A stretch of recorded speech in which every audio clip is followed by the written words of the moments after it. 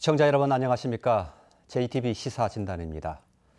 코로나19로 인해서 시민들의 삶이 백척한두의 위기에 놓여 있습니다. 정말 어려움에 놓여 있는 분들이 많은데요. 정부가 모든 국민들에게 이 재난지원금을 지급하기 시작했습니다. 그리고 이 지방정부 차원에서도 다양한 대책들이 시행되고 있습니다. 자, 방향은 잘 잡힌 것인지 또 모자란 부분은 혹시 없는 것인지 오늘 짚어보는 시간 가지려고 합니다. 자, 오늘 말씀 위해서 김승수 시장님 그리고 박준배 시장, 문성만 교수, 염경석 위원장 네 분 모셨습니다. 어서 오십시오. 네, 반갑습니다. 네. 자, 맨 먼저 살펴볼 거 긴급 재난지원금에 관한 얘기를 좀 먼저 살펴보겠습니다. 정부에서도 지급하고 있고요. 저희 도내 14개 시군에서도 일부이긴 합니다만 지급하고 있는데 그 현황부터 좀 잠깐 살펴보겠습니다. 예, 전주시의 경우는 이른바 좀 선별적 지원이라고 하죠. 일부 어려운 분들을 선별적으로 지원해서 하는 방식을 선택을 하고 있고요. 어떤 대상인지는 나중에 추후에 설명을 좀 드리겠습니다. 52만 원 정도를 지원하는 것으로 되어 있습니다. 그 외에 군산, 익산, 정읍, 무주, 장수, 순창은 모든 시민 군민들에게 10만 원씩 지급하는 것으로 되어 있고요. 오늘 박준배, 김재 시장님 나와 계신데 김제도 곧 10만 원 지원을 할 예정이라고 합니다. 완주군의 경우도 모든 군민에게 지급하는데 5만 원 지급하는 것으로 되어 있습니다. 다음 볼까요? 전주시의 지원 대상자를 보면은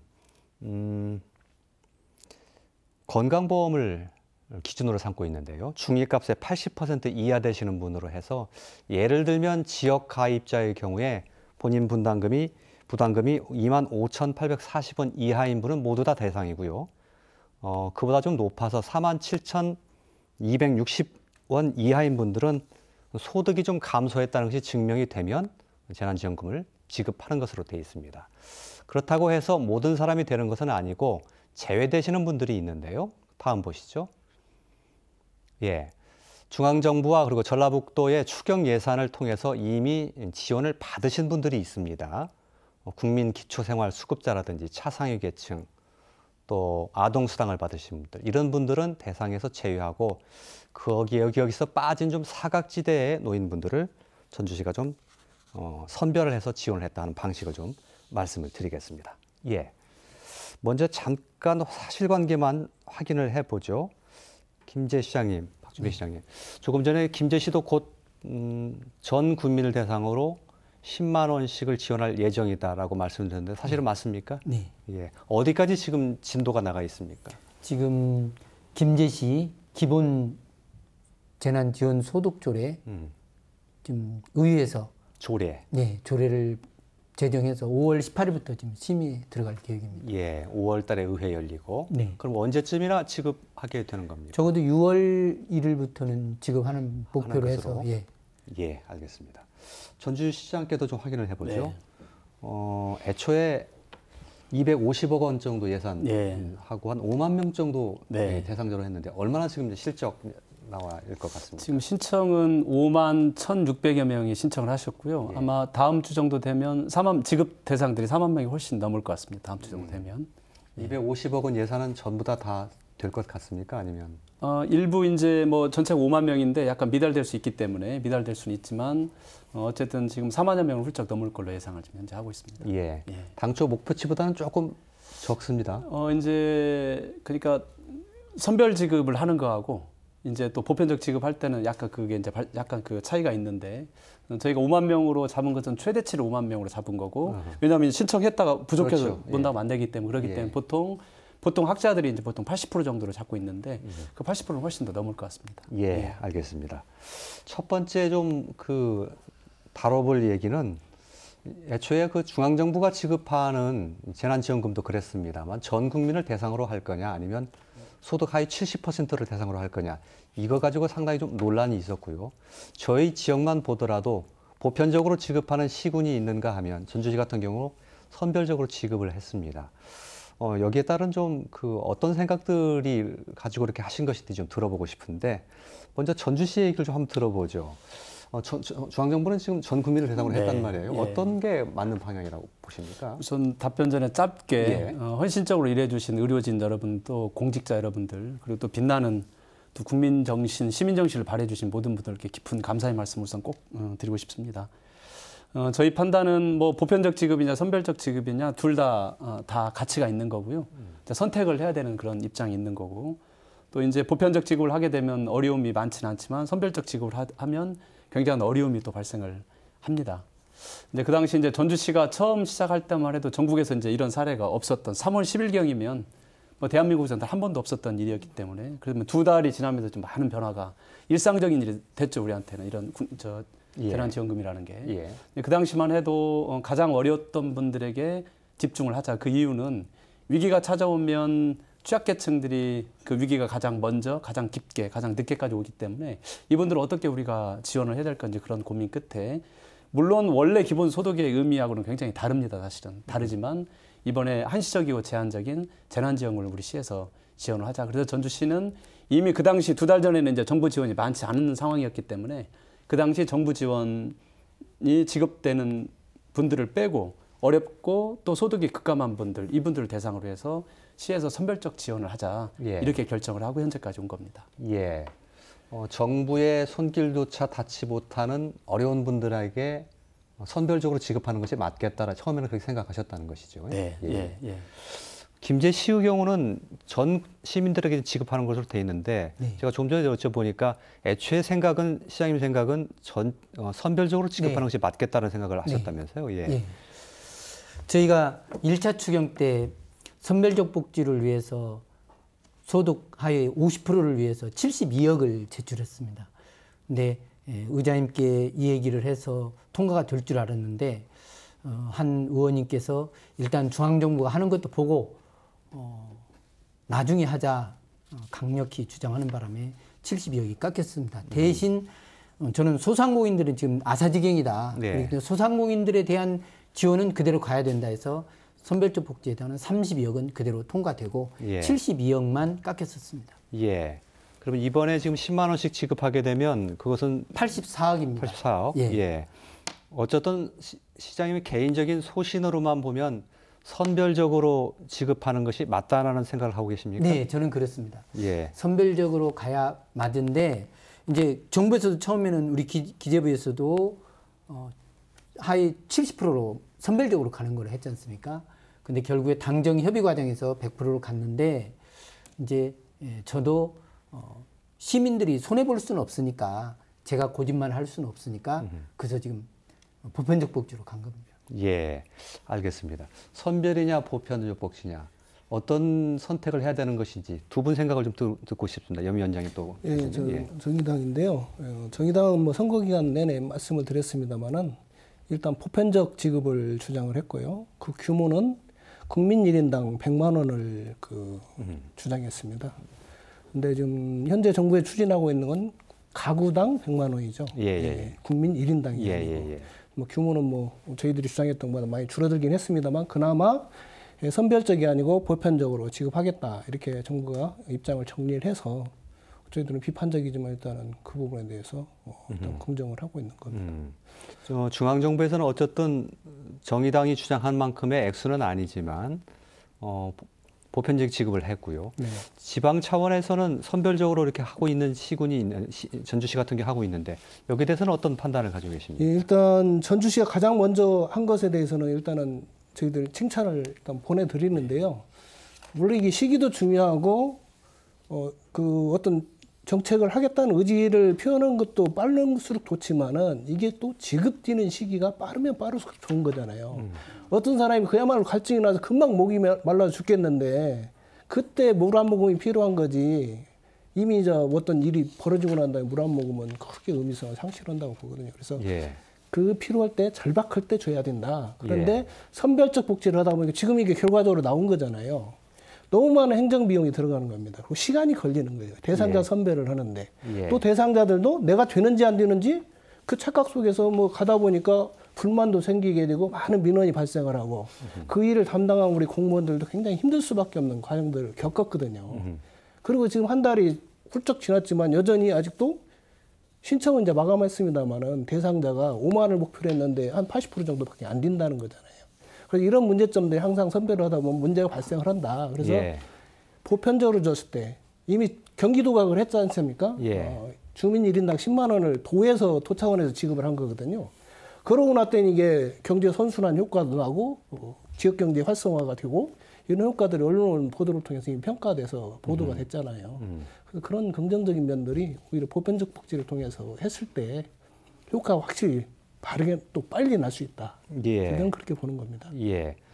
교수님 말씀까지 들어보고 김 시장님 말씀 예, 여쭤보죠. 예. 교수님 어떤 판단하고 계십니까? 저도 개인적으로는 보편적 지급을 찬성하는 입장입니다. 이 재난지원금은 통상적으로 재난으로부터 피해를 받은 사람에게 지급하는 게 원칙입니다. 이제 이 점에서는 이 재난지원금은 선별적 지급을 원칙으로 합니다. 뭐 예를 들어 강원도 산불의 경우에 산불로 피해를 본 주민들에게 피해 복구 자금이 지원되기도 하고요.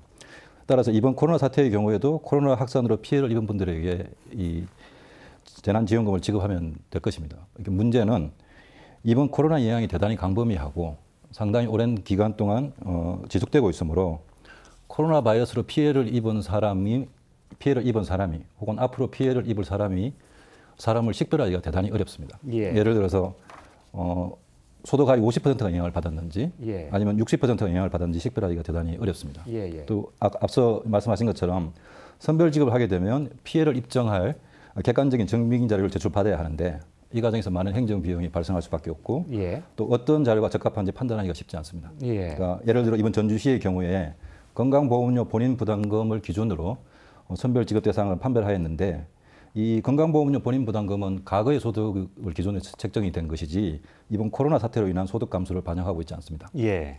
또한 이제 이걸 보완하기 위해서 2019년 12월 혹은 2020년 1월 소득 대비 2020년 2월, 3월 소득 감소를 소득이 감소한 자를 선별 지급 대상으로 고려했는데 이 또한 이제 계절 조정 영향도 반영하지 않은 것이고 예. 이 또한 정면하기가 대단히 어렵습니다. 예. 이런 점을 고려할 때 선별적 지급보다는 보편적 지급이 더 타당해 보입니다.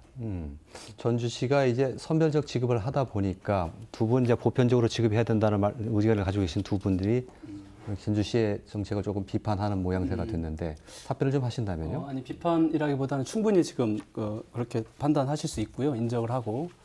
근데 뭐 지금 뭐 그러니까 국가 차원에서는 보편적 지급을 해야 된다고 보고. 예. 근데 시군 단위에서는 또 정권이 다르기 때문에 중앙정부와 지방정부와 보완 관계에 있어서 저는 지방정부도 역시 보편적 지급을 하든지 아니면 선별적 지급을 선택이라고 보여집니다. 그러니까 이걸 예를 들면 경기도 이재명 지사님께서 이 재난지원금에 대해서 복지라는 말을 못해요. 복지라는 말을 못하고 있습니다. 예. 10만 원을 가지고 복지를 할 수가 없으니까. 경제적 측면에서는 돈이 좀 풀릴 수 있어서 그렇지만 저도 시내를 가다 보면은 욕도 많이 먹고 또 얼마 전에 지나가는 할아버지 한 분이 김 시장 우리 그러지 말고 다른 데처럼 다 나눠줬으면 우리 얼마씩 받을 수 있는가? 그래서 저희가 어려운 분들에게 52만 7천 원 드렸는데요. 우리 시민들 다 드리면 15세 이상 하면 1인당 한 5만 원 정도 받습니다. 그랬더니 안 하길 잘했어.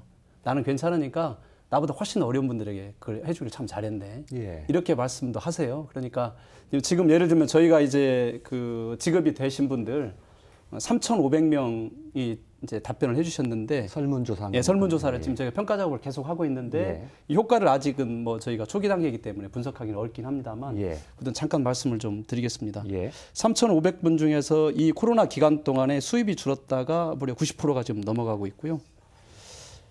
필요한 지출을 하지 못했다가도 90%가 넘어가고 뭐 여러 가지 많이 있습니다. 가장 충격적인 것은 자살 충동을 느낀다가 26% 정도 지금 됩니다. 그리고 건강이 나빠졌다가 55%가 넘어가고 스트레스 증가가 했다는 게 40%가 지금 넘어갑니다. 그리고 코로나19로 인해서 수입이 줄었다.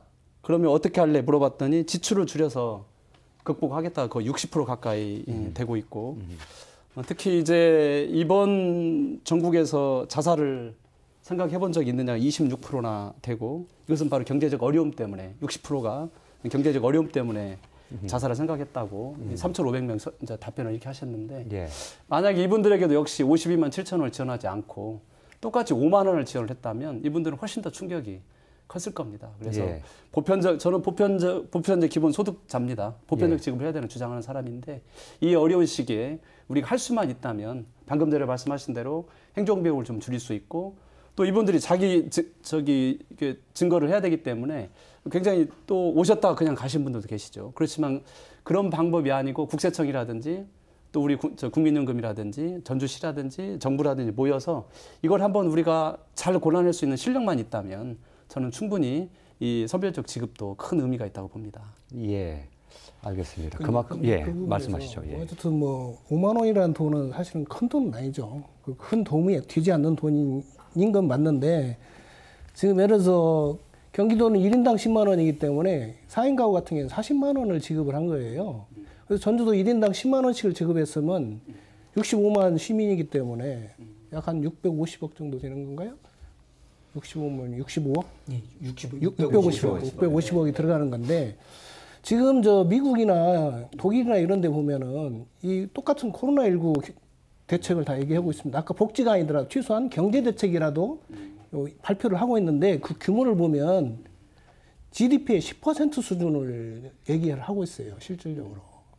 그럼 우리나라가 GDP가 약 한 1,800조 정도 된다면 뭐 10%면은 180조 정도 규모의 재난 지원을 해야 된다는 얘기죠. 근데 현재 정부의 정책이 지금 안에 나온 것도 그 외에 뭐 한 반절도 안 되는 돈을 가지고 지금 추진을 하고 있는 거거든요. 예. 그런 어쨌든 뭐 이 작은 돈은 아니지만 일단은 필요하니까 그때 호미로 막을 것을 가래로 막지 말고 호미로 막기 위해서 선제적으로 지원을 하는 정책이 필요했다. 그래서 좀 규모를 키워서 선제적으로 했을 필요성이 있었다고 보고요. 전주에서도 어차피 뭐 선제적으로 이렇게 제기를 한 거니까 그때 규모를 좀 키워서 이게 시민들에게 모두 나눠줬으면 얼마나 좋았을까 그런 아쉬움이 남습니다. 이제 전주 시민 다 받으시면 싫어하실 분은 없죠. 그렇지만 더 어려운 분들 쪽에 이제 저희는 집중하고 다만 아까 말씀하신 대로 행정비용 여러 가지 말씀도 하셨는데 그런 것들을 최소화시켜보면 어떨까 이제 저는 그런 생각을 하고 있고 예. 이게 끝이 아닙니다. 앞으로 정부가 이런 기본소득을 2번 해야 될지 3번 해야 될지 4번 해야 될지 그건 우리가 현재는 알 수가 없는 상황이고 지방정부랑 국가의 예산이 계속 풍족한 게 아니기 때문에 이걸로 어느 정도 사실은 제가 느끼기에는 경제 충격이 이제 오는 것 같아요. 최근에 자살하신 분도 생겨나고 그랬기 때문에 지난주에 한 분이 사실은 마음 아프게 자살을 하셨는데 그분이 이 카드를 받았습니다. 52만 7천 원 중에서 20원을 쓰지 않고 52만 6,080원을 쓰고 그 쓴 내역을 보니까 주로 슈퍼에 병원에 뭐 1,000원씩 2만 원씩 계속 쓰셨더라고요. 예. 그분은 결국 너무 어려워서 자살을 했지만 큰 도움이 된 게 사실이죠. 그래서 지금 이제 시작이기 때문에 이 충격이 어디까지 갈지 모르기 때문에 하여튼 방금 전에 말씀하신 그런 의견들 잘 모아서 잘 이겨낼 수 있도록 그렇게 하겠습니다. 예.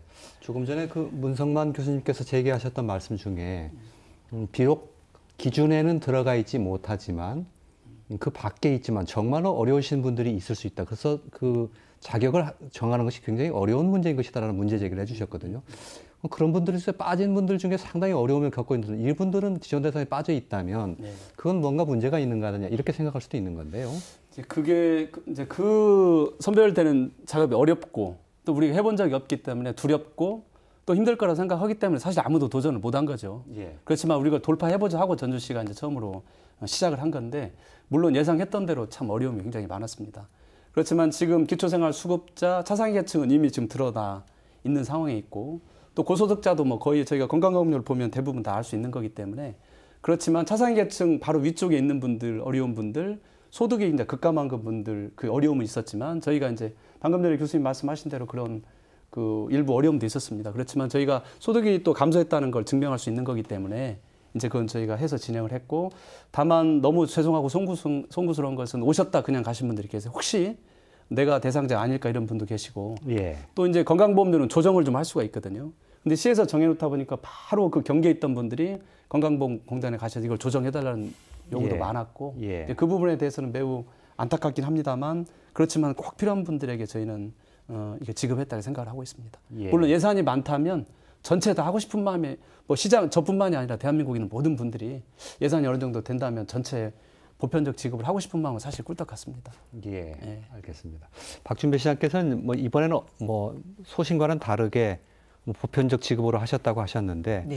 다음에 혹시 뭐 이런 일이 생겨서는 안 되겠지만 추가로 또 뭔가 지원금을 지급할 기회가 생긴다면 그때는 선별적으로 하시겠습니까? 네, 저는 제 자신이 살아오면서 공짜 마음을 가지면 집안이 망한다. 개인 소신은 국민이 공짜 마음을 가지면 나라가 망한다. 예. 근데 혹시 지금 우리 시장 군수님을 빼놓고 시도지사님으로 볼게요.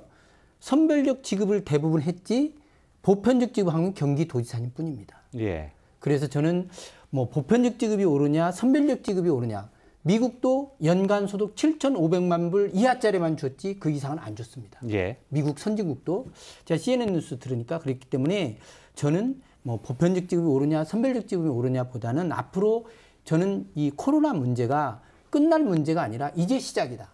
이제 시작이기 때문에 경제 위기는 이제부터다. 저는 그렇게 보기 때문에 앞으로 준비를 단단히 해야 된다. 저는 그런 각오로 뛰고 있습니다. 예. 근데 이게 선별적 복지를 하게 되면 아까 말씀하셨잖아요. 그래서 건강보험료 본인 부담금 얼마를 이하로 딱 정한단 예. 말이죠. 예. 예. 그 경계에 있는 분들이 있어요. 예. 어떤 분은 10원으로 못 받는 분이 있을 그럴 수도 수도 있고, 있죠. 예. 어떤 분은 그 10원 밑에 있어가지고 받는 분이 그냥 20원 차이로 그 대상자가 되고 안 되고 올 수 있다는 말이죠. 예. 예.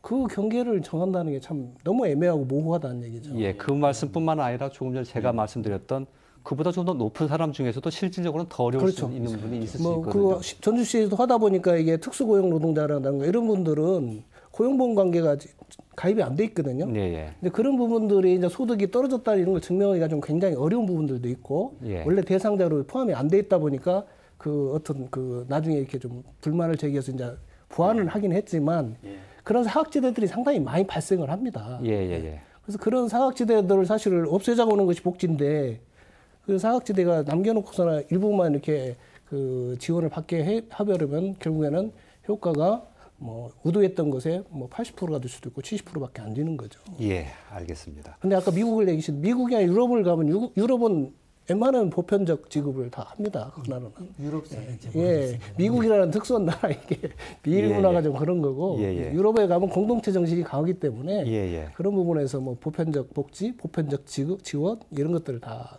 그 나라는 하고 있는 걸로 저는 기억하고 있습니다. 알겠습니다. 둘 다 가치가 있는 일이다. 뭐 그런 말씀을 개중에 해주셨는데 거기에 대해서는 다 동의를 하실 것이고요. 다만 우리가 한 번도 이 가보지 않은 길을 가고 있는 것이기 때문에 뭐 어느 정도의 논란은 있을 수 있고요.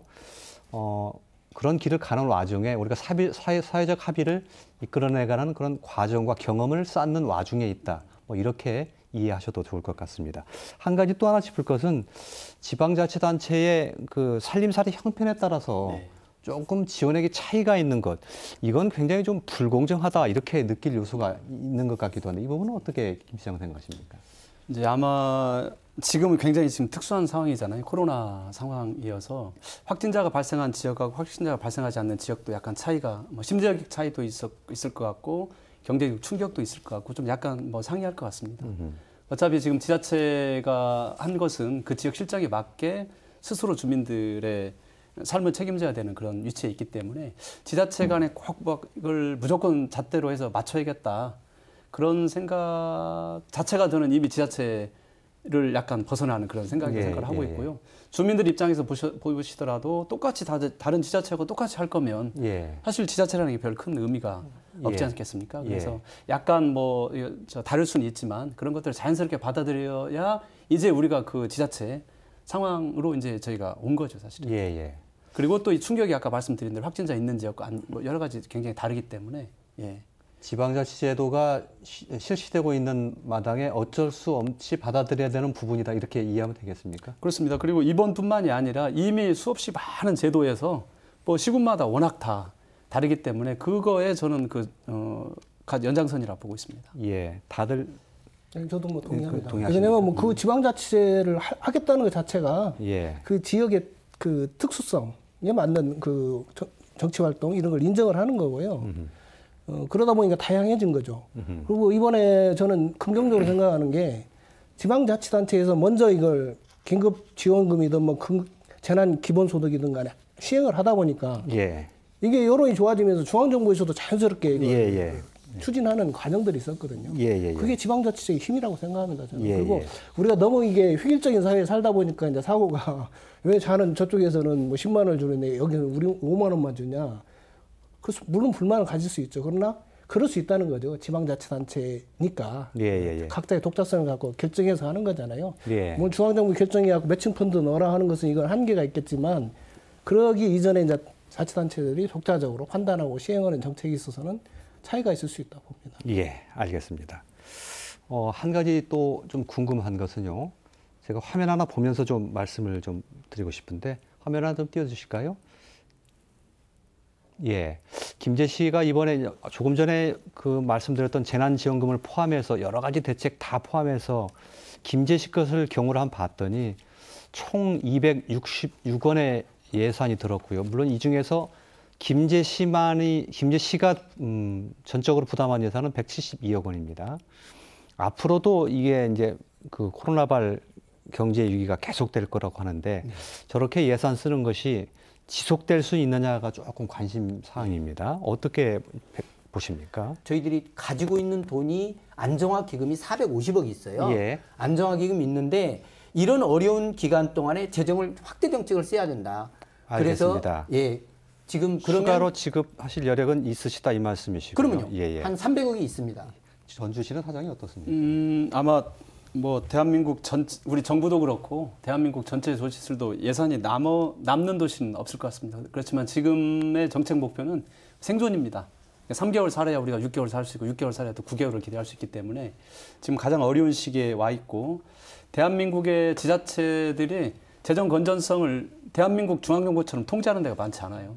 저희도 올해 이제 정부가 전주시에서 한 800억 정도 지방채를 얻을 수 있는 여력이 있다 해서 제가 한 300억 정도는 얻었는데 대부분 그 정도의 여력들은 있고 또 필요하면 이렇게 어려운 적이 저희가 없었고 지금 상황에서 공공 부분이 시민들의 삶을 안아주지 않으면 그 누구도 할 분들이 없기 때문에 이럴 때는 과감하게 이제 뭐 지방채를 얻을 수도 있고 또 세출 구조조정도 해서 이것은 예산 부분은 뭐 물론 어렵죠. 그렇지만 이걸 극복을 해야 된다고 봅니다.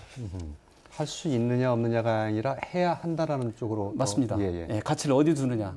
생존의 문제이기 때문에 이때 하지 않으면 공공 부분이 언제 시민들의 삶을 위해서 그렇게 빚까지 낼 수 있는 그런 시기가 많지 않기 때문에 지금 과감하게 그런 시도를 해야 될 때라고 봅니다. 예, 그렇게 빚을 내서라도 그 긴급 재난지원금을 편성하든지 하는 일에 대해서 교수님께서도 공감을 하시는 중이십니까? 네.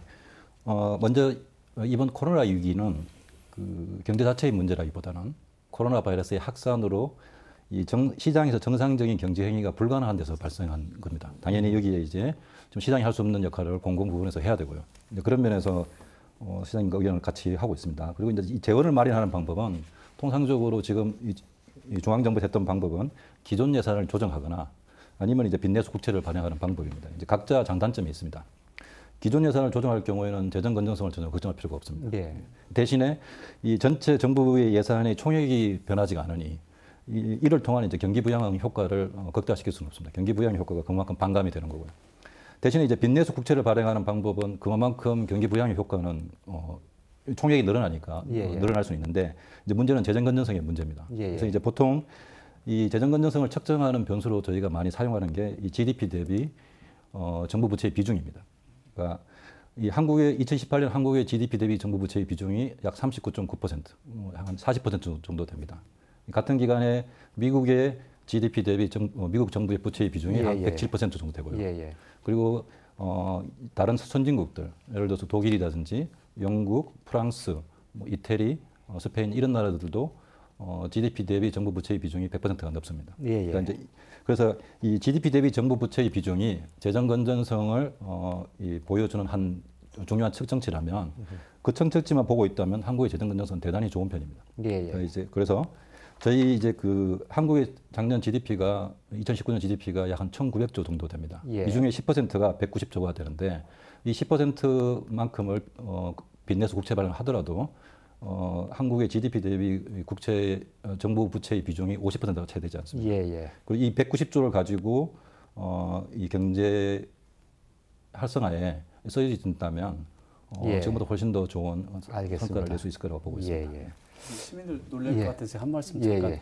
이번 재난지원금 시에서 뭐 빚내서 한 건 아니고요. 예, 시 예. 예산으로 한 거고 앞으로도 예. 저희가 충분히 그렇게 감당을 전달될 하고. 것 같습니다. 예, 예, 예. 혹시 예, 놀라실까 알겠습니다. 봐서. 예. 근데 추가로 너무 그 예. 어려운 상황이 되면 예. 뭐 지방채 발행할 수도 있는 것 아니냐라는 예. 예. 취지의 말씀이셨고 우리가 전대미문의 그런 그 상황을 맞이하고 있는 것이기 때문에 그런 긴급 처방도 써야 된다는 말씀으로 이해를 하겠습니다. 자, 이번에는 조금 그 자영업자 그리고 소상공인을 위한 대책에 대해서 좀 살펴보겠습니다. 이 역시 화면을 보는 것으로부터 이야기를 시작하겠습니다. 김제시에서 소상공인 그 지원하고 계신 게 있는데요.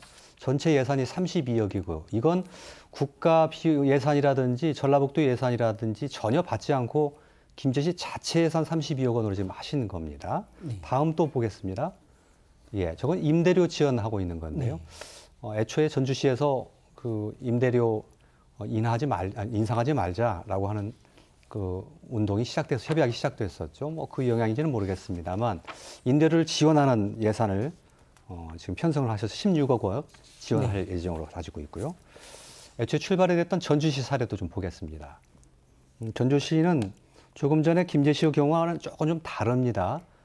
직접 임대료를 지원하는 방식이 아니라 재산세의 절반 정도를 감면하는 방식을 선택하고 있고요. 협약식 입고 난 이후에 얼마나 효과가 있었나 한번 좀 살펴봤습니다. 전주시에 좀 자료를 좀 여쭤봤는데 다음 한번 보실까요? 예. 4월 22일 날 기준으로 얼마나 임대료 인하했나 좀 여쭤봤더니 10에서 20%가 300여 개, 20% 이상이 300여 개. 꽤 그 인하 비율이 낮지는 않다 이렇게 좀 평가는 할 수 있을 것 같습니다. 일단 김승수 시장님께 여쭤보죠. 네. 이런 실적과 성적표에 대해서 만족하십니까? 어떻습니까? 이제 가장 임대료는 이미 꽤 저희가 시작한 지가 벌써 지금 3개월이 그렇죠. 지금 예. 지났죠. 그 당시에는 가장 어려웠던 게 이제 건물주들이 임대료를 내시는 분들이 그게 임대료가 가장 어려웠던 부분인데 그 당시에는 이제 제도가 없었죠. 이제 제가 처음 시작할 때. 예. 그래서 이걸 어떻게 해볼까 많은 분들하고 논의를 했는데 전주시는 이미 이제 3, 4년 전부터 임대료에 대한 여러 가지 준비를 많이 해왔고 또 실제 일부를 시행을 했었는데 이 가장 어려운 시기에 우리가 전체 나서자 그래서 저희들 전 간부 35개 동장 전체가 다 나서서 건물을 다 쫓아다녔습니다. 그중에 뭐 당신들이 도와준 게 뭔데 우리 임대료를 내리라고 그러냐 이런 반발하시는 분도 굉장히 많이 있었고 그런데 이제 몇 분들이 그래 우리가 어렵지만 우리보다 더 어려운 분들을 위해서 우리가 한번 해보자 이렇게 해서 그 도화선이 돼서 10여 분이 시작하면서 이제 전주는 아마 다음 주 정도 되면 지금 이 기준은 좀 870개 정도 되는데 1000개가 다 다음 주 정도 되면 훌쩍 넘어갈 것 같습니다. 전국적으로는 3만 개가 이미 넘어섰고 다만 이걸 꼭 임대료 인하해 주신 분들에 대해서 뭔가 보상을 해야 되는 것이 그것 때문에 했던 게 아니고 일종의 사회적 연대 차원에서 이 어려울 때 우리가 따뜻한 마음을 이어서 어려운 걸 극복해보자 이런 사회 연대 차원에서 시작을 했기 때문에 반드시 꼭 저는 이제 시에서는 재산세를 지원을 해주고 정부 차원에서는 이제 소득세 법인세를 이제 감해주는 걸 해서 지금 제도가 만들어지긴 했습니다만 원래 취지는 사실은 선의에 기대서 어려움을 극복하자는 의미로 시작이 됐고요. 앞으로도 지금 계속 늘어날 거로 생각을 하고 있고 또 특히 감사한 것은 이제 그동안 참여하지 않았던 아파트 상가들이 지금 참여를 시작했고 또 건물은 전주에 있지만 몸은 외지에 있는 외지인들이 또 전주 시민들을 위해서 시작을 했기 때문에 지속적으로 효과가 있을 거라고 봅니다. 예. 이 어려움을 극복해보자는 선한 마음, 이것이 상당히 그 큰 역할을 하고 있다 이렇게 평가하시는 거고요. 김제시의 경우에 보면 국가 예산도 없고 또 전라북도 예산도 없는데 자체적으로 이렇게 예산 편성하신 거 보면 뭔가 이곳에 뭔가 특별하게 지원을 해줘야 될 만한 그런 마음을 끌리신 게 있었던 것 같아요. 예, 그렇습니다. 제가 매주 월요일 날 직수민원제를 하고 있습니다. 그때 소상공인들이 하동골 소상공인회, 전통시장 소상공인회들이 와가지고 2월 달부터 우리 망한다. 망하는 꼴 그러냐 하면서 저에게 많은 요청을 했었습니다. 격하게 말씀하셨군요. 예, 그래서 저희들이 6,500개 소상공인들이 있는데 그분들 일자리가 13,000명입니다. 그럼 13,000명 일자리를 이렇게 할 거냐. 시장으로서는 막아야 된다. 그래서 강력히 요구를 했었습니다. 선별적 지급 아까 50% 이하 72억하고 이놈 32억을 했는데 의회에서도 이거는 48억인데 의회에서 이 48억은 안 깎았습니다. 예, 예. 그래서 이제 저희들이 이걸 하면서 말씀드렸듯이 이제는 경제가 무너지는 걸 일자리 잃는 걸 막는다. 예, 예. 그러면서 이제 이번에 생활 속 거리두기로 해서 경제를 확 돌려버리는 거죠. 그래서 예, 예. 김제는 이번 기회를 경제 도약의 기회로 만들겠다라고 하는 게 저희 생각입니다. 이 예산 역시 의회의 절차를 거쳐야 그러면요. 실시될 수 있는 겁니까? 48억 받아서 저희들이 진행하고 있습니다. 이건 진행하고 있습니까? 예, 진행하고 예. 있습니다. 그러면 얼마나 지금 실적이 났는지도 기억하십니까? 지금 4월 6일부터 접수 받아가지고요. 예. 지금 계속 진행하고 있습니다. 예, 알겠습니다. 혹시 소상공인이나 자영업자 지원과 관련해서 두 분께서 좀 해주실 말씀 있으신가요? 특별하게 하실 말씀이 없으신가요? 제가 먼저 말씀을 좀 드릴까요? 예. 뭐 코로나19 사태로 가장 직접적인 피해를 가장 많이 입고 있는 분들이 소상공인들입니다. 특히나 이 강도 높은 사회적 거리두기 운동으로 음식, 숙박업, 도소매업, 운송, 교육 서비스업, 예술, 스포츠 관련, 여가 관련 서비스업에 종사하는 소상공인들이 특히 많은 피해를 입었습니다. 그래서 이분들이 기업 활동을 지속하려면 매월 임대료라든지 인건비 그리고 공공요금 같은 이제 매출액의 감소 여부에 관계없이 들어가는 이제 고정 비용을 부담해야 됩니다. 따라서 이러한 소상공인들이 이러한 유동성 위기를 극복하도록 정부가 지자체가 현재 다양한 종류의 이제 그 긴급 운영 자금 지원 정책이라든지 금융 지원들을 하고 있는데 이건 바람직하다고 생각이 들고요. 예. 특히나 이런 지원들을 통해서 이들 기업들이 폐업을 하지 않고 버틸 수 있으면 예. 이 경제 전체적으로 볼 때 이 폐업으로 인한 더 큰 손실을 막을 수 있다는 점에서도 바람직하고요.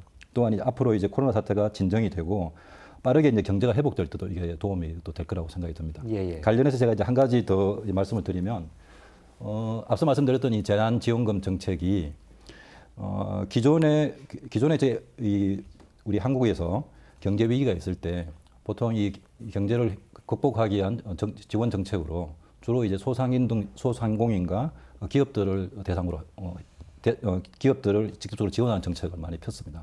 하지만 이번 재난지원금 정책은 가계의 지출을 통해서 이 소상공인들이 매출을 증가시키는 어떤 효과가 있을 수 있습니다. 그래서 이제 예를 들어서 이 정부의 재난지원금이 5월 4일부터 지금 지급되고 있는데 제가 계산을 간단하게 하기 위해서 1인당 만약 25만 원씩 받는다고 가정을 하면 아마 전북 지역에 약 한 4,500원 정도의 재난지원금이 지급될 예정입니다. 예, 예. 따라서 이제 앞으로 한 몇 개월 내에 한 5천억 정도의 이 가계 지출이 있을 거고 이 지출이 전북 지역에 있는 소상공인들의 매출로 이어질 수 있다는 점도 이제 고려해야 할 필요가 있습니다. 예.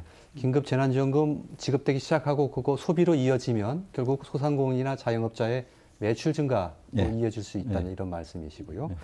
뭐 그때 저도 예. 이게 물론 이제 이게 각 그 지자체별로 그 요구에 따라서 이제 맞춤형으로 이렇게 지원을 하는 것 같아요. 근데 그렇게 해가지고는 소위 얘기하면 이제 우리 속담에는 엄발에 오줌 누기식밖에 안 된다 사실은. 예. 어떻게 해야 됩니까? 규모를 키워야 됩니다 실질적으로. 예. 규모를 키워서 이분들이 정말 유지할 수 있도록 해야지. 저도 이제 선거운동 기간에 옆에 있는 상공회의소에 갔더니 줄을 서 있는 거예요. 쭉 줄이 서 있어요. 이게 무슨 줄이냐고 가봤더니 소상공인들이 긴급 개형 자금을 대출받기 위해서 새벽부터 줄을 서 있다고 하더라고요. 그분들은 이제 아까 얘기 운영 자금이 지금 당장 필요한 거예요. 월세도 내야지, 공공요금도 내야지 이런 거 하다 보니까 그 대출을 받기 위해서 줄을 서 있더라고요. 그래서 그런 뭐 빚내서 이렇게 하는 방식보다는 좀 더 적극적으로 국가나 지자체가 좀 나서서 그분들이 아까처럼 소비가 촉진될 수 있도록 우리 전주가 참 잘하고 계신데 그게 아쉬운 게 한 가지 있더라고요. 뭐냐면 지역사랑 카드가 없어요. 지역사랑 카드를 만들어 지역에서 소비가 될 수 있도록 만들어야 됩니다. 이거. 지금 뭐 거대 뭐 대형마트들 와가지고 빨대로 쫙쫙 빨아가요 자금을. 그럼 여기 순환이 안 되면 결국에 지역 경제는 죽는 겁니다. 지역에서 순환될 수 있는 시스템을 지자체들이 만들어가야 된다. 그 또 한 가지 공공앱이라고 만들어야 됩니다. 이재명 지사께서 했는데 군사는 만들었죠. 그것도 배달의 명수 이야기거리가 좀 있긴 거리가 한데요. 있죠. 거리가 있긴 하지만 워낙 이 앱을 안 쓸 수 없고 이 소비 패턴이 이제 배달 중심으로 이렇게 되다 보니까 앱을 쓰는데 그 앱 회사의 횡포가 얼마 전에 나와가지고 그게 비판이 있다가 이제 처리를 하긴 했지만 이런 공공 앱을 지자체나 국가 차원에 제공을 해서 우리 소상공인들과 소비자를 직접 연결해주는 이런 알겠습니다. 시스템들 좀 갖출 필요가 있지 않는가. 예. 조금 더 과감한 지원 그리고 다양한 방법이 좀 동원됐으면 좋겠다라는 그렇죠. 말씀으로 이해하는데 52만 원 지원하는 것은 전주시에서만 쓸 수 있던 거 아니던가요? 이건 이제 복지와 경제 그렇죠. 둘 다 잡는 건데요. 이미 52만 7천은 전주 권역 내로 예, 돼 있고 예. 3개월 예. 동안에 소진이 돼야 되고 예, 예. 정부 지원금은 아마 광역으로 아마 묶일 것 같습니다. 전라북도 예, 예. 전체 차원으로 예, 보면 예. 그것도 역시 기간이 정해져 있기 때문에 다 예. 지역으로 다 풀리는 자금입니다. 예, 알겠습니다. 그 전주시에 그 카드가 없다고 하는 말씀을 하셔서 어쨌든 소기의 목적은 지역에서 예. 소비가 일어날 수 하는 그런 목적은 달성한 건 아니냐? 네, 이번 재난지원금은 그렇고요. 예. 다른 부분에서 다른 지역은 다 알겠습니다. 지역사랑 카드가 있거든요. 예, 예, 근데 지역 앞에 뭐 말씀드리면 길어질 것 같은데 이제 검토를 하고 있고요. 다만 뭐 이제 10% 할인해준다 그러면 결국 그 10%는 이제 국가와 시민들의 세금으로 또 하는 거기 때문에 이야기가 예. 좀 길긴 합니다만 어쨌든 지역 경제 내에서 살려야 된다는 그런 총론에는 저희가 충분히 동의를 합니다. 예, 알겠습니다. 마지막으로 저희가 좀 다루려고 하는 얘기가 이 고용 유지와 관련된 얘기입니다. 앞으로 이 코로나19로 인한 경제 한파가 고용 한파로 이어질 거라는 위기가 계속 위기의 얘기가 나오고 있어서요. 이와 관련된 전주시의 대책이 좀 나온 게 있는데 함께 좀 보시죠. 예, 고용 유지 지원금 지원하는 게 있고요. 고용 유지 특별 지원금 500억 원. 또 고용보험에 가입되지 않은 사업장이 꽤 있습니다. 이곳에 고용보험료를 지원하는 사업도 있고요. 중소기업 육성자금 지원을 연장해주는 이런 사업이 있습니다. 간략하게 내용은 소개가 되어 있는데 조금 저 화면만으로는 좀 설명되지 않는 곳을 빈틈을 좀 김 시장께서 설명해 주실 수 있겠습니까?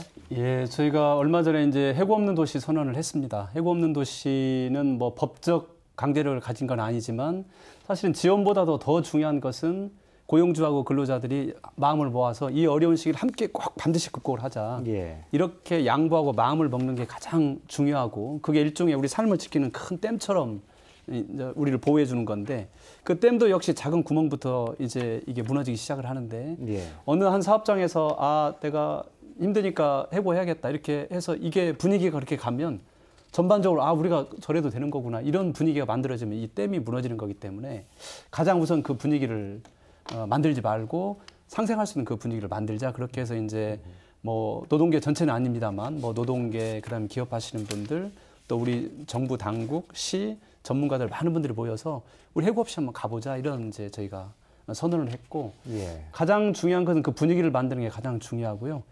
이제 저희가 구체적인 정책으로 보면 3+1 정책입니다. 첫 번째는 기업들이 가장 어려운 게 자금입니다. 근데 기업들이 자금을 받을 때 가장 어려운 건 이자가 그런 큰 부담이 되는 거고 두 번째는 기업의 안정자금을 지원해 주는 게 중앙정부 차원, 도 차원, 시 차원 세 곳에서 가는데 중복 지원을 받을 수가 없어요. 예.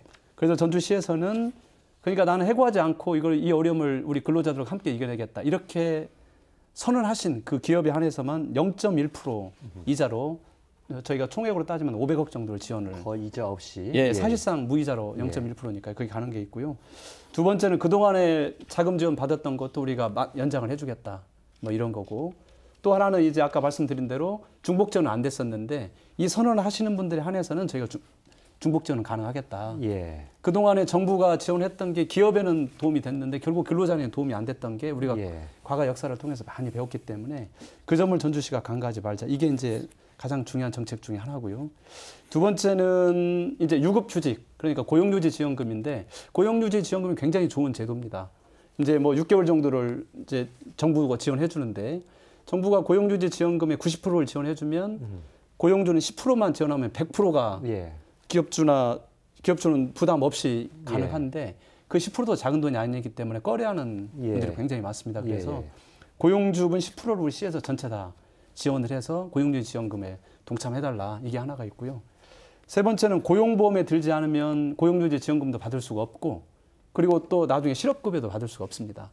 그래서 우리 전주시에서 고용보험을 6개월분을 근로자분 알겠습니다. 전체하고 예. 사업자분 전체를 시에서 다 지원해드리자. 예. 이게 이제 세 가지고요. 이제 마지막 하나는 맹점 있는 게 고용보험 가입 대상자가 아닌 분들이 많습니다. 프리랜서라는 듣고 예. 이런 분들에 대해서는 전국민 고용보험 가입을 저희도 줄기차게 주장을 해왔고 도 차원, 시 차원, 국가 차원에서 특고 프리랜서 이 부분에 대해서는 저희도 강력한 대책을 세워서 보충해 나갈 수 있도록 하겠습니다. 예, 알겠습니다. 좀 길게 설명을 해주셨는데 좀 평가도 좀 한번 들어보고 싶습니다. 어떻게 보십니까? 네, 저도 이제 노동계 출신이고 예. 이제 뭐 노동자인데요.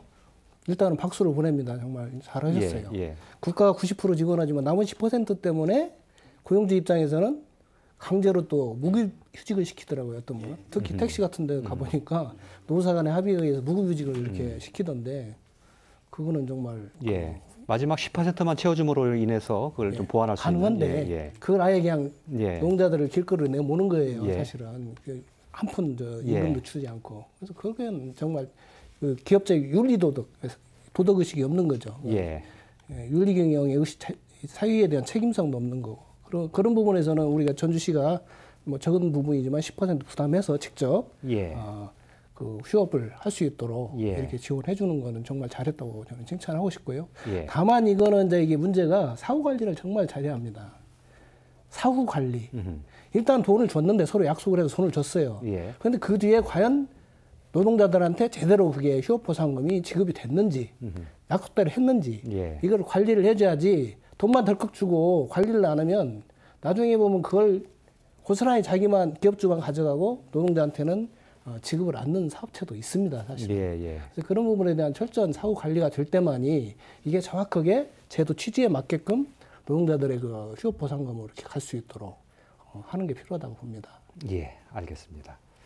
자, 시간이 거의 다 됐는데요. 다음 얘기는 저희가 지금 긴급 재난지원금으로부터 시작해서 소상공인이나 자영업자 대책 그리고 고용유지 대책까지 살펴봤는데 혹시 우리가 코로나19 사태와 관련해서 부족하거나 좀 빠뜨린 분이 혹시 있다면 어떤 것이 있는지를 좀 말씀을 드리면서 얘기를 좀 정리를 해야 될 것 같은데 전주시에서 여러 가지 대책 많이 내놓고 있는데 혹시 다음에 또 발표하실 뭐 있습니까? 뭐 특별한 거 하나를 발표하겠다 뭐 그 생각을 가지고 있는 건 아니고요. 예. 크게 지금 해고 없는 도시 경제 위기 경제 책임지는 부분이 있고 두 번째는 위기 복지 그리고 세 번째가 마음 치유인데 마음 치유는 사실은 우리 시민들이 거대한 우울에 지금 예. 쌓여져 있는 거죠. 그래서 예. 그 세 가지 부분 경제 복지 경제 위기 마음 치유 세 부분을 가지고 예. 지금 준비를 하고 있고요.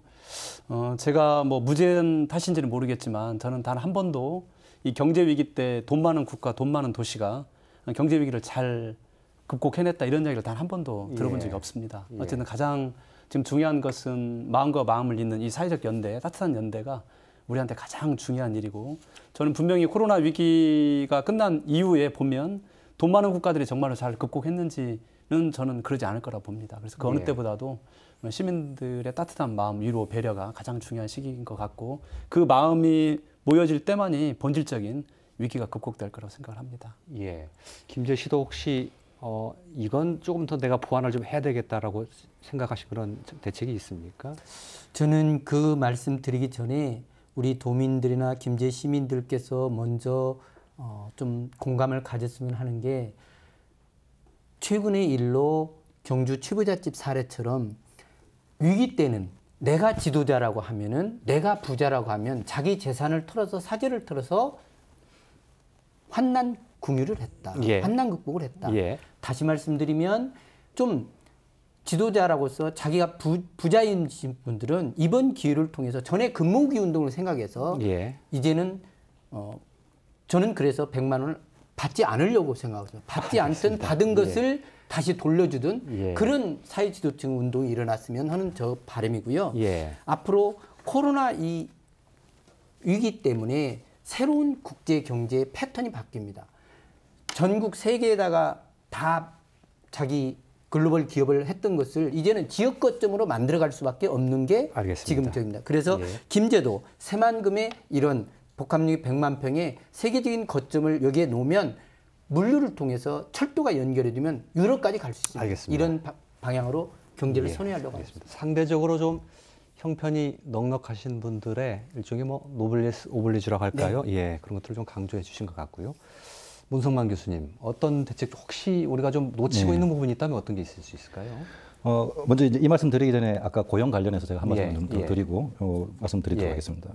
저희 이제 제가 전라북도 그 고용 동향 통계치를 좀 살펴봤는데 저희가 이제 올해 3월 달에 전북 지역에 임시 근로자가 현재 지금 13만 2천 명 정도 됩니다. 그러니까 2019년 3월과 비교하면 약 한 16%. 임시 근로자요? 예, 임시 예. 근로자 숫자가 13만 2천 명이고요.